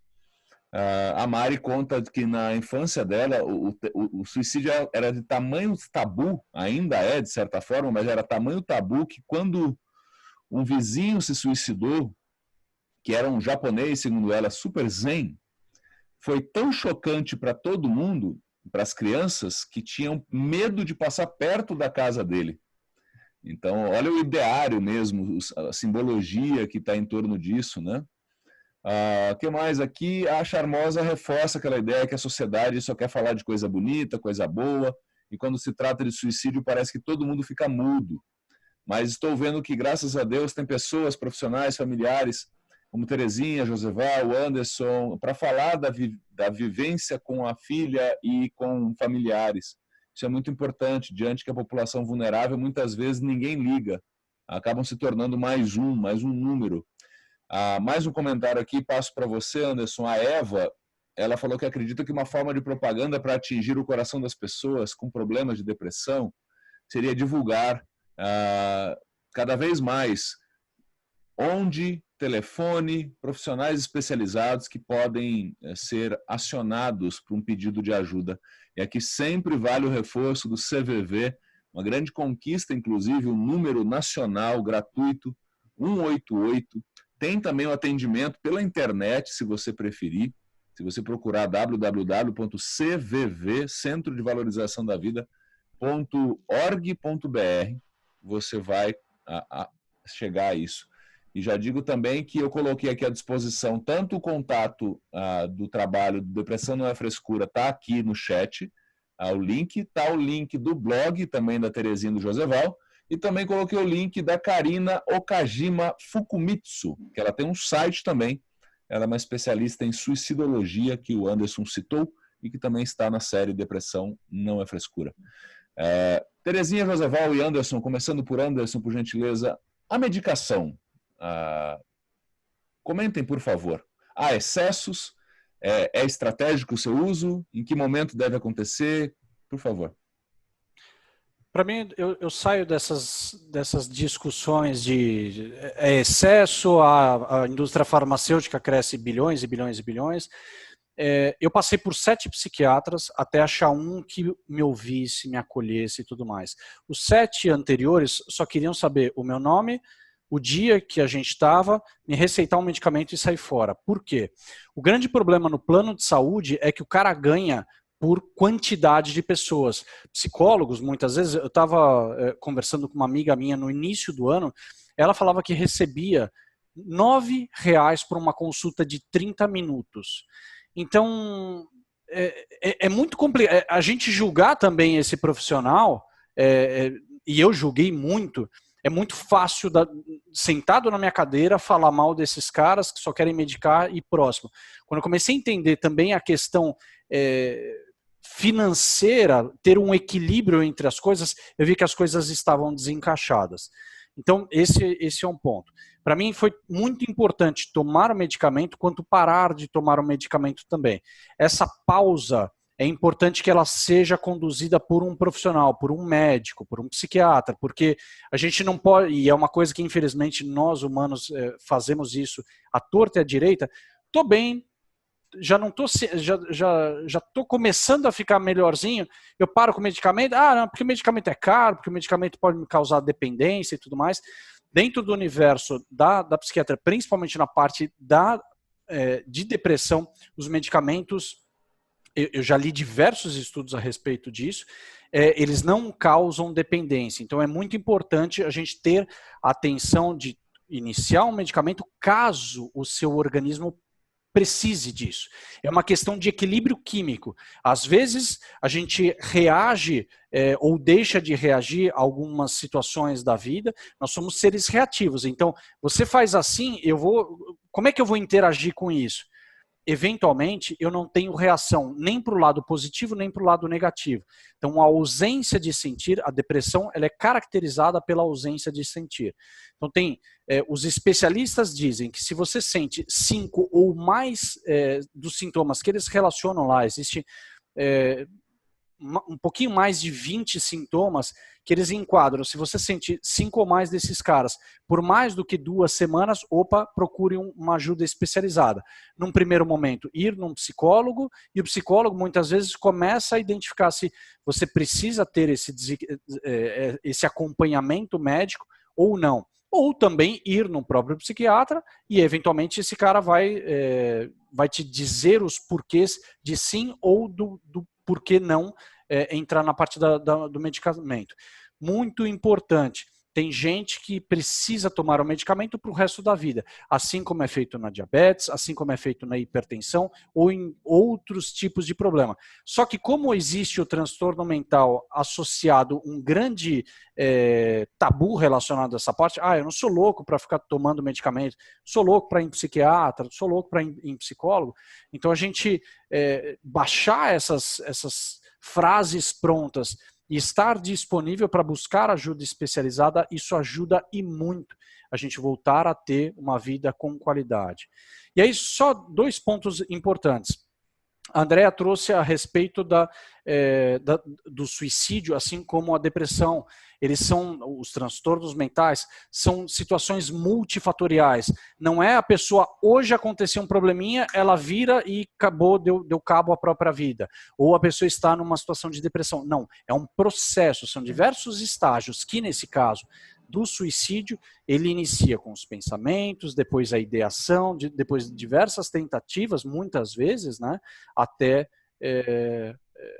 a pessoa acabar sendo vítima do suicídio. E sobre os 13 porquês da série, que teve um efeito muito forte em muita gente, foi importante por N motivos, teve as suas questões que foram importantes de serem discutidas e muitas coisas, eventualmente lá no final da série, a forma como é apresentada. Se você buscar hoje no YouTube formas de cometer suicídio, vão aparecer milhões, mas centenas de milhares de vídeos apresentando o porquê. Então essa série, eu acho que ela teve uma relevância muito importante para a nossa sociedade, não foi só no Brasil, foi no mundo inteiro isso. Tiveram coisas que poderiam ser melhores, sim, mas a gente erra e acerta tentando, e eu acho que eles, como dentro desse universo, né, do entretenimento, né, do cinema, trouxe questões muito importantes para a gente poder depois discutir e aprofundar a respeito desse tema. Legal, Anderson. Eu vou pedir para o Joseval e para a Terezinha comentarem aqui. Apareceram 2 pontos que de novo aparece a coisa da culpa aqui. A Thelma, ela abre o coração para a gente aqui. Obrigado, viu, Thelma, pela sua sinceridade. Ela falou que ela se culpa todos os dias. Ela acha que não está sendo uma boa mãe. Ela percebeu só no fim de semana que a sua filha, Virgínia, estava ainda se mutilando. E a Charmosa tinha colocado um pouco antes a questão da importância do espiritual para se estar bem, para poder ajudar o próximo. Então, como o Canto Cidadão é uma organização que trabalha realmente com uma coisa uma organização laica, mas eu tenho uma curiosidade com relação a quanto a religião ajuda ou quanto a religião pode criar problemas no assunto do suicídio. Pegou numa questão... Fique à vontade. Os prós e os contras, vamos lá. De todas elas, né? Não se trata de uma religião aqui, né? Assim, primeiro, né, que as pessoas confundem fé com religião. Então, eu acho muito importante uma pessoa ter fé. Não necessariamente uma religião, porque a religião, ela tem as regrinhas, tem as norminhas dela ali, né? Ela vai ter lá a doutrina dela, e dentro dessa doutrina, muitas vezes a pessoa não vai se encaixar.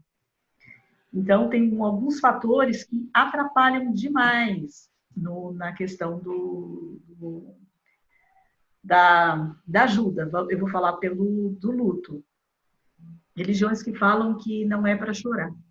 Como que uma mãe não vai chorar pela morte de um filho? Não vai chorar, não chora porque você vai atrapalhar né, o processo e tal. Então, a gente recebe várias pessoas que chegam destroçadas e falam, olha, eu não posso chorar. Eu não posso chorar, porque se eu chorar... Ó, meu filho está em tal lugar. Então, assim, são situações que, ao invés de ajudar, atrapalham. Então, é bem complexo também essa questão.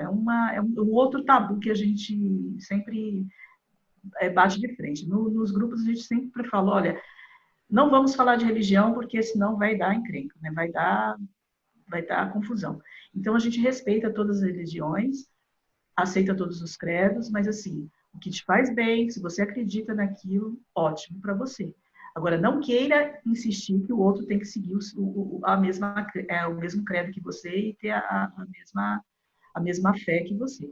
Então, assim, eu acho muito importante, para mim, faz bem, né? Para mim, eu tenho a minha fé, então, para mim, faz bem. Agora, no caso, Joseval? Não, no meu caso, é assim, eu não tenho religião, então, mas também não discrimino quem tem, eu não discuto sobre isso, entendeu? Eu acho que o que faz bem para o outro, ele segue em frente.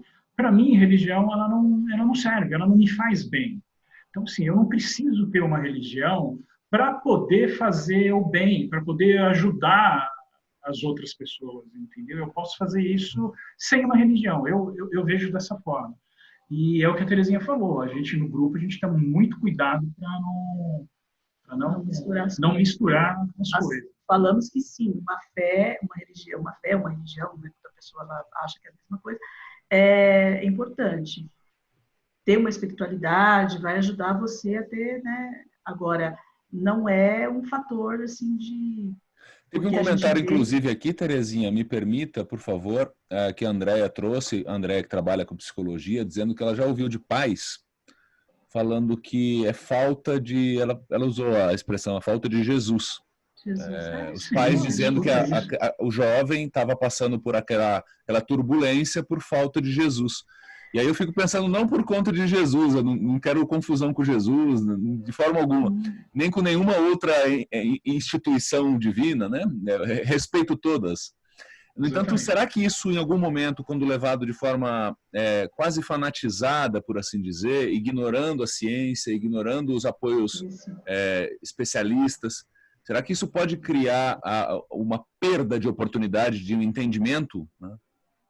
Sim, a gente percebe muito isso, tem muito fanatismo, e assim, as pessoas se sentem culpadas. Agora eu vou entrar na questão da pessoa que tem ideação, de não sentir o que os outros sentem, que o Anderson falou do não sentir. Olha, eu não sinto todo essa coisa que todo mundo fala, o sobrenatural, vamos dizer assim. Tem gente que sente o sobrenatural e fica falando que o outro tem que sentir também. E ele não consegue. Ele fala, olha, gente, eu não consigo sentir isso que as pessoas falam. Eu já tentei, eu não falto, eu estudo, eu faço isso, eu faço aquilo, e eu não sinto. E eu me sinto culpada, eu não tenho eu não consigo atingir esse nirvana, né, que as pessoas... Então, assim, elas se sentem culpadas por isso. Então, e aí fica apontando, né, o pecado, você está sem fé, você não acredita que você vai sair dessa. Então é muito triste para quem sofre, né? E no luto a mesma coisa. Ah, não, crê em Deus, pega na mão de Jesus, que Jesus vai te confortar.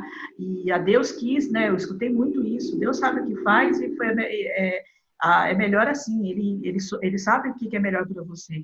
E às vezes eu penso assim, poxa vida, Deus, mas tirar minha filha, né, para melhor para mim. Então, assim, são questões. A gente, dentro do luto, a gente ou se prende muito à religião ou larga a mão, né? Porque perde a fé muitas vezes. Porque tem muito julgamento, tem muita coisa que você escuta absurda, né? Foi para tal lugar. E é isso. Então, sabe Terezinha, delicado. Me permita aqui, o Joseval até falou, eu fiquei até com uma curiosidade aqui, porque muitas vezes a fé mesmo, e eu respeito muito as pessoas que encontram na fé uma consolação, né? O Joseval disse que para ele não funciona. Então, é aí que entra o respeito. Até a Thelma e a Elisângela lá no Facebook trazem também a questão de familiares, pessoas próximas, que apontam a falta de Deus ou a falta de Jesus como responsáveis por esse transtorno, por essa doença, por esse sofrimento, né? E agora, minha gente, eu queria propor Deixa eu botar pimenta, Fê, nessa história. Eu deixo botar pimenta, Anderson, se você me prometer uma coisa. Como nós temos alguns minutos pela frente, eu queria fazer um combinado. Eu até fui indelicado, até te cortei, Terezinha, se você quiser concluir. Não. Porque eu estou olhando o tempo e eu tenho pouquíssimos comentários ainda para prestigiar a turma que colocou, e eu queria fazer uma rodada final de Joseval, de Terezinha e de Anderson, inclusive fazendo um trabalho aqui didático de recapitular alguns pontos centrais para a gente observar nas pessoas próximas a nós, para a gente tentar captar pistas, e também como a gente pode se colocar à disposição. Pediria a gentileza de vocês pudessem recapitular. Mas, Terezinha, primeiro, você quer concluir? Depois a gente vai saborear a pimenta do Anderson. Pode passar a pimenta, Anderson. Vai lá, seu pimentudo. Vocês não vão me prender? Depende. Não. Não, e agora? Não, na boa, esse assunto... Não, religião é sempre, né, um tabu, também é sempre... A gente pisa em ovos para falar de religião e tudo mais, mas tem alguns pontos... O fator positivo por exemplo, dentro do universo da suicidologia, as estatísticas mostram que quem realmente tem a questão da religiosidade dentro dela é um fator de apoio. Dentro você tem, né, a parte de risco e de proteção. Então, beleza, é um fator de proteção. Agora, pelo amor de Deus, quando, né, chamando já o criador da bagaça toda. Gente... A mãe que não pode chorar. O filho que não pode ser enterrado no mesmo cemitério da família. Eu já vi pais chegando num centro religioso, direto e reto. Eu nasci em berço espírita, sempre fui espírita, mas me afastei do espiritismo pela má condução de algumas pessoas. E alguns centros que eu já ouvi essa história. Então... Eu já ouvi, por exemplo, os pais chegando, e quem vê os pais que perderam um filho pelo suicídio, você ouve no centro espírita que, puta, se tava ruim para ele aqui, agora vai ficar bem pior. É de uma desumanidade. É desumano. Eu não consigo... Quando entra nesse ponto, eu jogo o lance da pimenta porque as minhas células ficam aqui dentro desesperado, que eu não consigo ficar quieto e falar assim, não, poxa, né?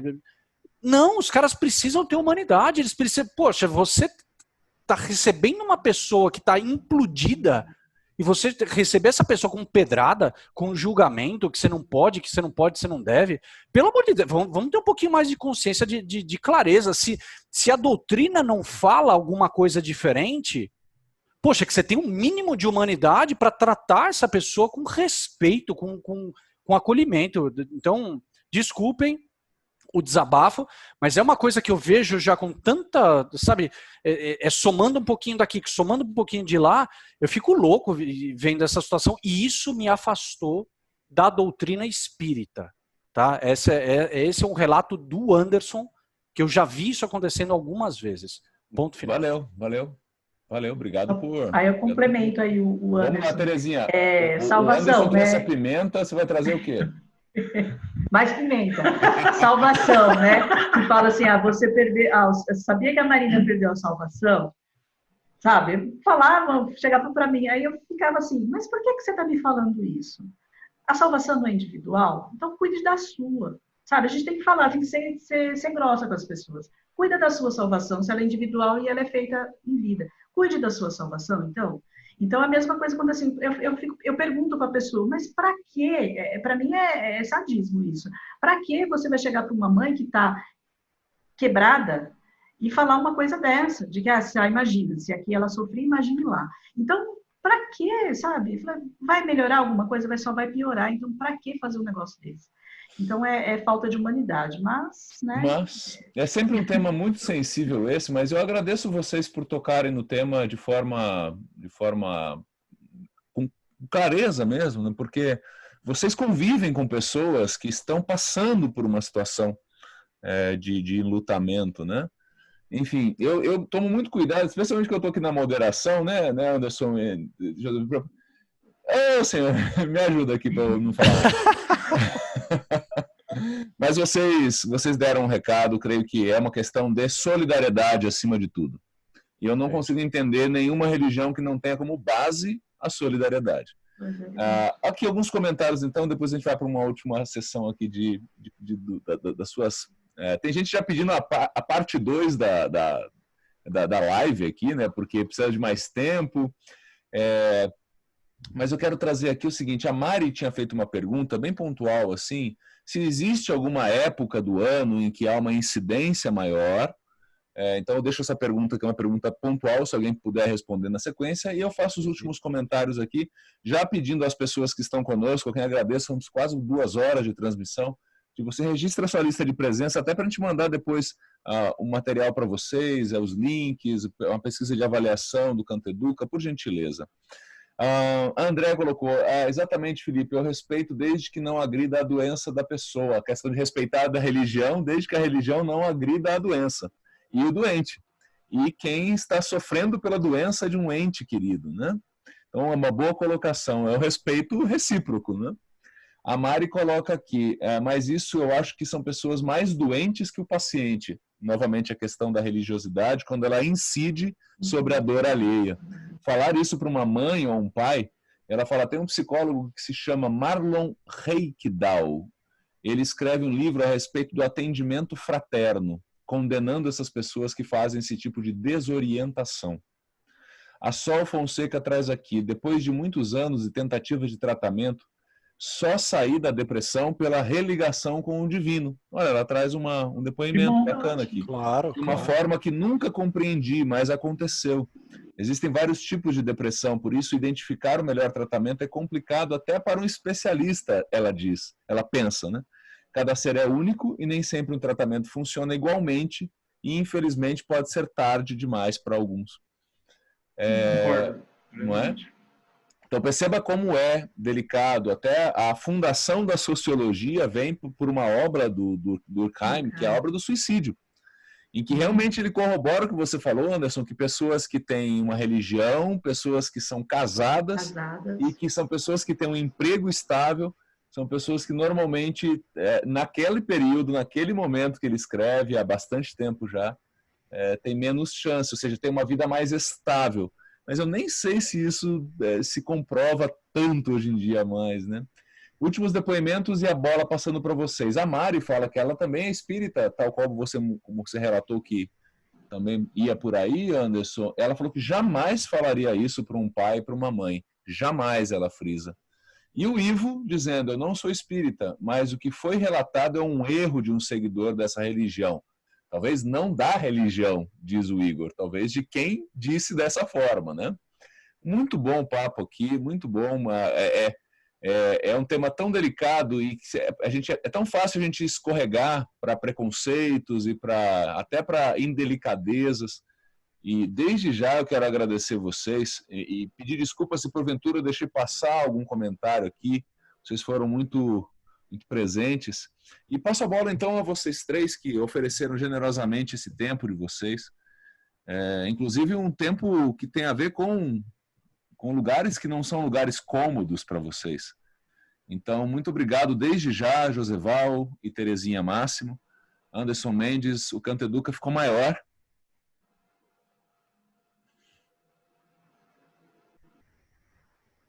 Com a presença de vocês. E fique à vontade, seus comentários finais. Agradecer, né, a você, ao espaço, né, para a gente falar sobre isso.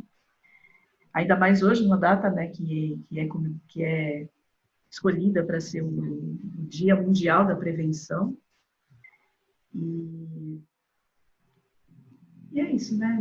Nós aprendemos, infelizmente, da pior forma possível, que é o suicídio. E, devido a isso, a gente tenta passar um acolhimento e ajudar as pessoas a passarem por esse processo, que não é fácil, né? E tentar mostrar também para as pessoas que têm ideação o outro lado, o lado de quem fica. Né? E até os profissionais também que trabalham na área, que às vezes não gostam muito de escutar que nem sempre as regrinhas que eles tanto, as teorias que eles tanto têm, funcionam, né? Então, exigem muito né, que a gente fala do ser único, né? Então, o cuidado que a gente tem que ter com o outro e acolher, né? E é isso. Eu agradecer muito a oportunidade. Obrigado, Terezinha. Ô, Joseval, você podia, por gentileza, reforçar os pontos principais, tanto você quanto o Anderson, se puderem também, só para a gente dar mais um gás aqui, para a gente ficar atento na medida do possível nas nossas convivências? Bom, obrigado pelo espaço, agradeço. Bom, deixa eu ver. Fugiu aqui, não estou conseguindo concluir aqui. Anderson, você gostaria de... Bora lá, bora lá. Mas obrigado desde já, Joseval. Se você quiser completar depois, fique à vontade. Tá certo, agradeço. Tá bom. Gratidão. Vou passar para o Anderson Pimentinha. A Mari trouxe uma questão da individualidade, né? Isso é tratar a pessoa com respeito. A individualidade, ela é tão importante e ela é tão verdadeira que, por exemplo, existem diversos tipos de antidepressivos, porque cada organismo reage de um jeito. E aí está na lida do profissional de poder fazer o ajuste mediante a escuta, né, de ver quais são os sintomas, as reações que a pessoa, né, que o paciente teve, quais são os efeitos, e a partir disso ir fazendo ajuste ou de dosagem ou eventualmente de medicação. Da mesma forma como os psicólogos também recebem as pessoas, cada caso, cada ser humano tem uma história, tem uma condição familiar, tem os seus traumas.